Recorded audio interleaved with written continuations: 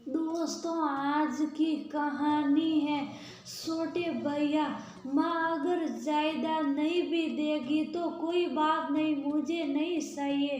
दोस्तों, कहानी शुरू करने से पहले अगर आपने चैनल को सब्सक्राइब नहीं किया हो तो कर लीजिए ताकि आपके पास पहुंचे हर नया वीडियो। वकील साहब, आप कल 11 बजे आकर सभी कागजात पर मुझसे दस्तखत करवा दीजिए।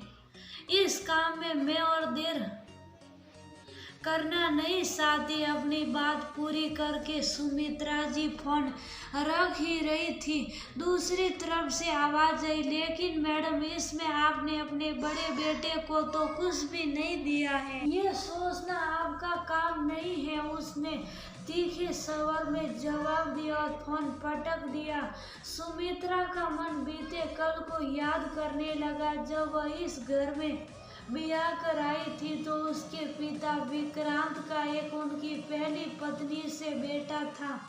उसके पति विक्रांत की पहली पत्नी कैंसर जैसी बीमारी से पीड़ित थी और बहुत जल्दी ही उन्होंने इस दुनिया को अलविदा कह दिया। विक्रांत अपनी पहली पत्नी से बहुत प्यार करते थे।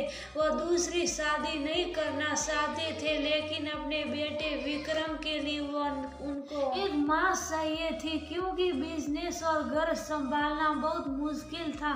फिर विक्रांत की जिंदगी में सुमित्रा आई, उनको दूसरी पत्नी बनकर।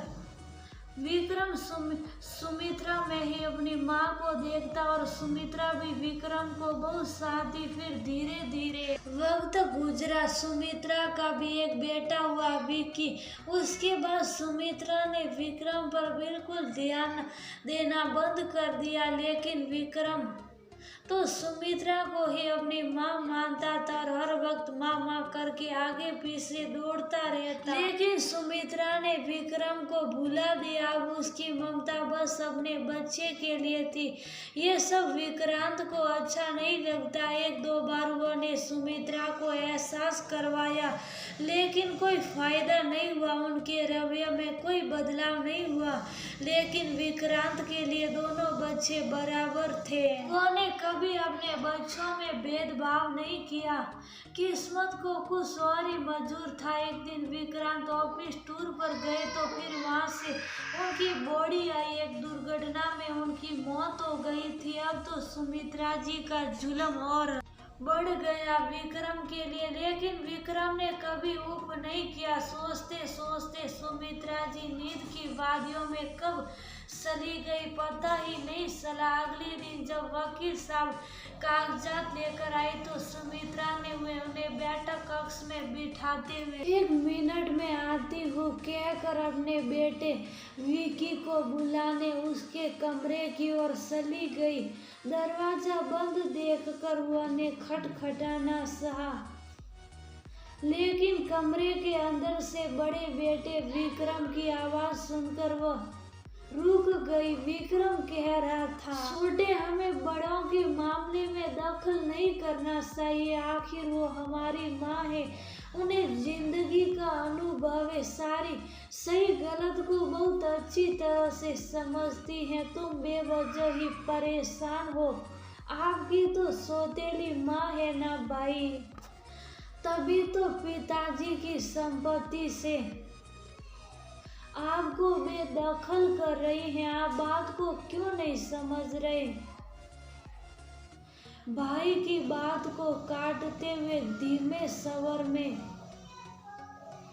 विक्रम बोला, नहीं नहीं छोटे, ऐसा नहीं कहते। माँ कभी सगी सौतीली नहीं होती है, वो तो सिर्फ ममता की वर्षा करने वाली माँ होती हैं।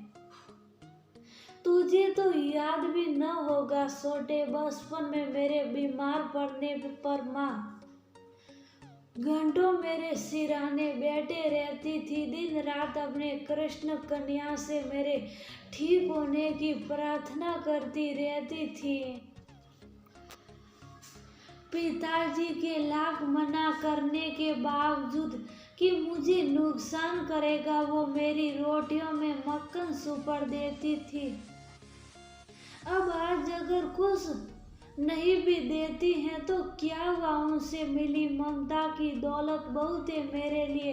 वैसे भी छोटे मेरी सबसे बड़ी दौलत तो तू और माँ है, यही तो मेरी दुनिया, और मुझे कुछ नहीं चाहिए इसके आगे। उससे सुना नहीं गया, अनजाने में वह कितनी बड़ी भूल करने जा रही थी। वह कैसे भूल गई कि वह सिर्फ माँ है और माँ कभी अपने बच्चों का बुरा नहीं करती। हे भगवान, आपको लाख लाख धन्यवाद, मुझे पाप करने से बचा लिया। मन ही मन उसने ईश्वर को हाथ जोड़कर धन्यवाद दिया और बैठक में बैठे वकील साहब को एक नई वसीयत बनाने को कहा, जिसमें लिखा हो कि पूरी जायदाद दोनों भाइयों में बराबर से बांट दिया गया है।